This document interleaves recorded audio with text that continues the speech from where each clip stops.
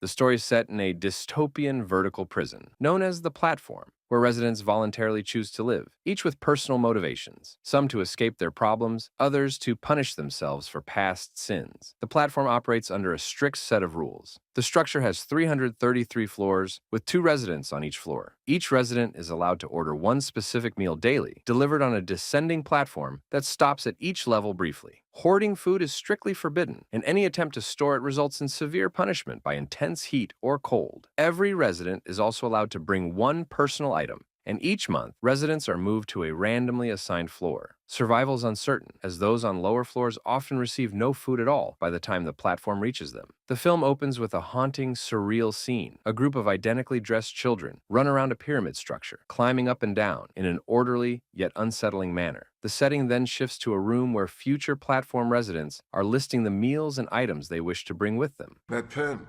A razor. An axe? A dildo. A dagger. We're introduced to one of the main characters, Mr. Zamiatin, who chooses pizza as his meal. We quickly learn that Zamiatin carries a dark past, having burned down his parents' house with them, still asleep inside. On their first day in the pit, Zamiatin and his cellmate wake up on the 24th floor, a relatively high level, where food is generally available. As the food platform arrives, Zamiatin notices that the toppings on his pizza are missing, and he erupts in anger. Residents on the higher floors inform Zamiatin that the 21st floor is responsible for taking his toppings. They refer to themselves as the Loyalists, and explain that each resident is expected to eat only their designated meal, or to negotiate food exchanges with the adjacent floors to maintain balance. Zamiatin challenges this system, pointing out that the disobedience of others shows the system is flawed. He argues that he, too, should have the right to eat any available food. However, the Loyalists argue that taking food freely will trigger a domino effect, leading to chaos, and food will not reach the lower floors. Perempuan, another main character, steps in to diffuse the tension, offering Zamiatin some of her food to calm him. As night falls, a red light flashes, signaling everyone to step away from the edge to avoid being struck by the rising platform. Soon, shouts echo up from the lower floors. On the 44th floor, a communication blackout has occurred, indicating that someone there is breaking the Loyalist rules around fair food distribution. The neighbors above reassure Zamiatin and Perempuan that the next day, the Loyalists will handle the savages and send residents from the 20th floor down to punish those on the 21st for violating the rules. Similarly, the residents on the 43rd floor will descend to re-establish order on the 44th floor. Now! What do we do? I don't know. Révolution solidaire! The following day, as the platform begins its descent, the Loyalists start their campaign for justice. Residents from the 19th and 20th floors descend to confront the defiant savage on the 21st floor, intending to punish him for taking food that wasn't his. But the savage resists, sparking a brutal conflict that cascades downward, reaching the 24th floor, where our protagonists, Zamiatin and Perempuan, anxiously prepare. Their neighbors instruct them to break metal bars from their beds to use as makeshift weapons. Despite the escalating violence, Zamiatin unexpectedly declares himself against fighting.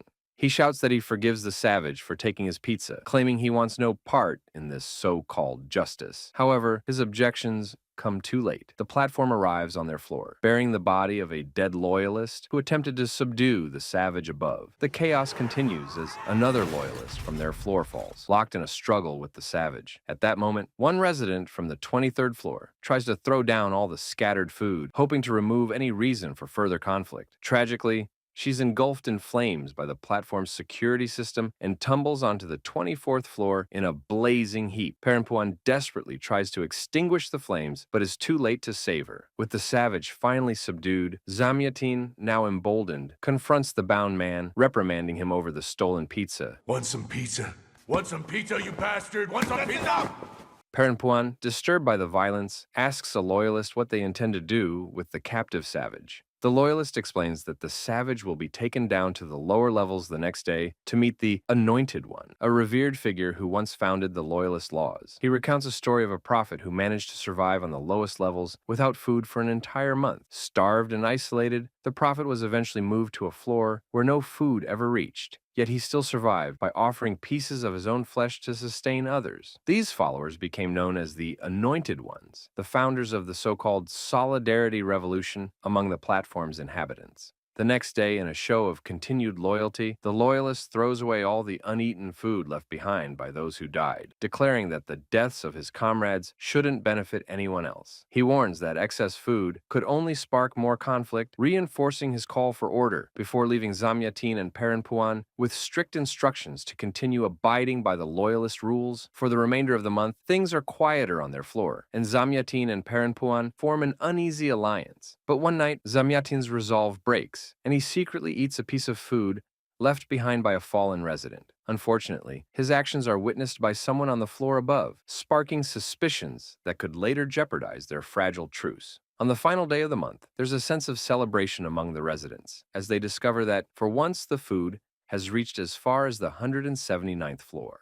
A rare victory in the pit. As the next month begins, Perempuan and Zamiatin find themselves on a much lower floor, level 180. Faced with dwindling chances for food, they urgently begin to establish contact with residents on nearby levels. News reaches them that the chain of loyalists has been broken at level 169, meaning the platform's food supply isn't reaching their level or those below it. Realizing the dire circumstances, they can only hold on to a fragile hope that the loyalists and anointed might restore order above, allowing food to reach them again. Zamiatin, however, expresses doubt, skeptical that the loyalists can regain control. Perempuan, more optimistic, reminds him that they upheld the loyalist rules themselves when they were on the 24th floor. Zamiatin, however, points out that it's much easier to stay loyal when resources are plentiful. As days pass without food, they both feel the toll of starvation creeping in, yet they do their best to support each other and retain a semblance of hope. Perempuan and Zamiatin support each other as best they can. Zamiatin gets sick from hunger, vomits, and can barely stand on his feet. One day in the pit, the severed head of one of the savages who violated the rules of the pit flies through all the floors. The lower floors begin to rejoice, realizing that the anointed ones are at work, and soon the food will reach the lower floors. At the same time, information starts to spread around the pit that the anointed are looking for the violators of the last month, those who somehow violated the rules of solidarity. One of the violators is our sweet-toothed Zamiatin, who couldn't help himself, and at one of the days ate the scraps of a fallen comrade. Perempuan covers for him, saying that they lived on the 40th floor and had nothing to do with it. We are shown a flashback from Zamiatin's life, where we are told that he did not actually burn his parents, but only drew attention to himself, as he was an extremely unhappy man sent here to gain the discipline he lacked. During the night, Perempuan wakes up to find Zamiatin, who has finally lost his mind. In his delirium, he blames himself for violating the rules of the pit. He is tormented by his conscience for not controlling himself, and in addition, he frames Perempuan, who has to lie to cover for him. He sets himself on fire and falls to the bottom of the pit as a cube of fire. The starving inhabitants of the lower floors try to catch him in order to eat him, but fail. Down below, a crowd of emaciated people stare at his burning remains. At the beginning of the new month, Perempuan wakes up on level 51 with a new cellmate, a woman missing an arm. Perempuan explains the rules of the pit to her, gradually learning about the current power dynamics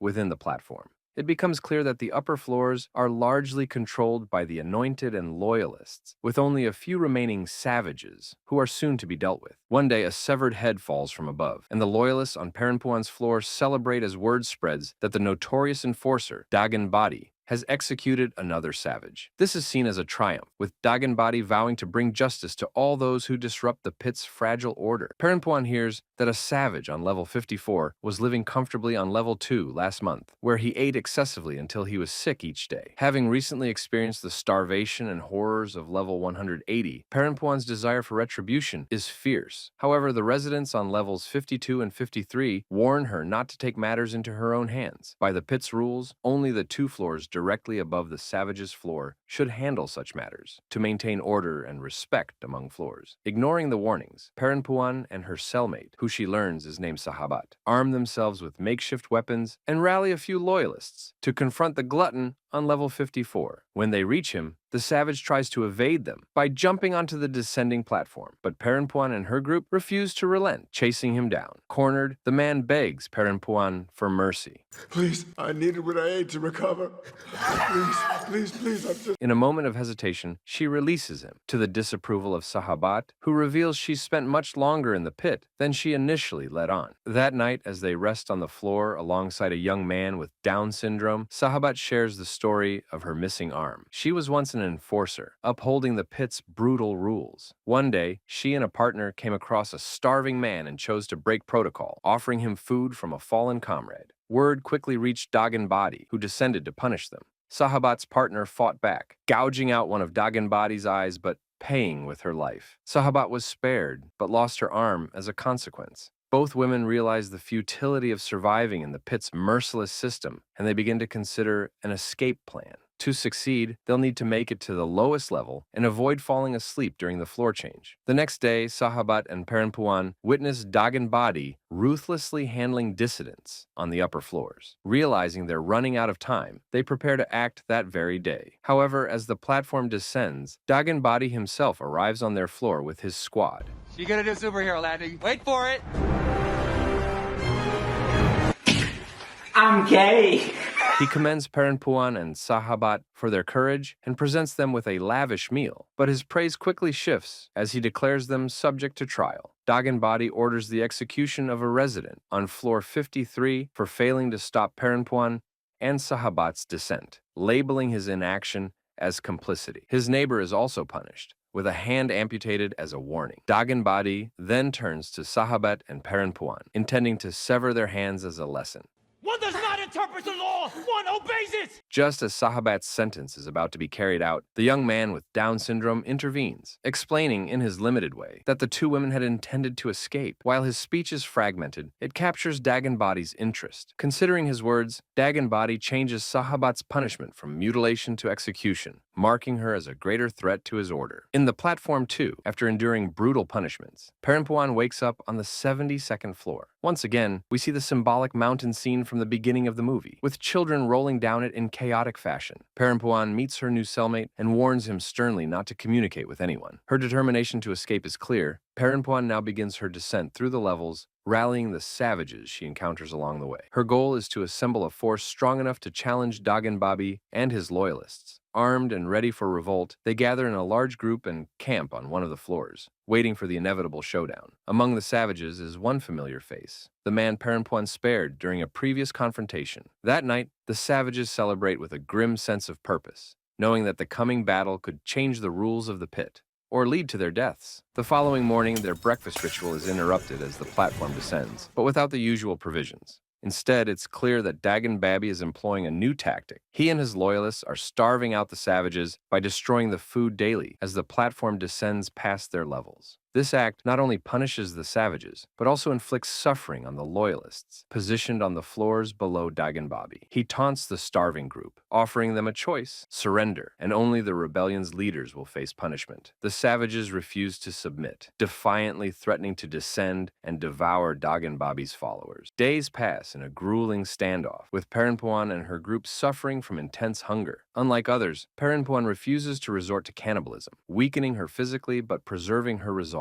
As her strength fades, flashbacks reveal her life before the pit, a renowned artist whose work captivated the world. However, at one of her exhibitions, a tragic accident occurred. A young child died after cutting himself on one of her installations. Racked with guilt and unable to forgive herself, she entered the pit as a form of penance, hoping to eventually reach a place of self-forgiveness. This revelation brings a deeper understanding to her character's journey. Her descent through the pit, gathering rebels to defy the order imposed by Dagin Babi, mirrors her internal struggle for redemption. With both groups teetering on the edge of confrontation, Perempuan knows the battle with Dagin Babi will soon come, setting the stage for a climactic showdown. In the climactic Day X of the Platform 2, the long-awaited confrontation between the Loyalists and the Savages begins. To prepare for the battle, the Loyalists fortify themselves with a wall of mattresses, hoping to withstand the Savages' assault. Chaos ensues as the two sides clash in a brutal, bloody battle that leaves only Perempuan and her new cellmate alive. Victorious but battered, Perempuan approaches the fallen Dagin Babi, offering him a chance to follow the path of his prophet, the ultimate act of humility and redemption. Dagin, however, refuses, and Perempuan throws him into the abyss, marking the end of his reign. Meanwhile, in a parallel scene, the children from the mountain are shown once more. The boy who reaches the highest point is chosen as the winner and is led away, seemingly selected for a special purpose. Back in the pit, Perempuan executes the final step in her escape plan.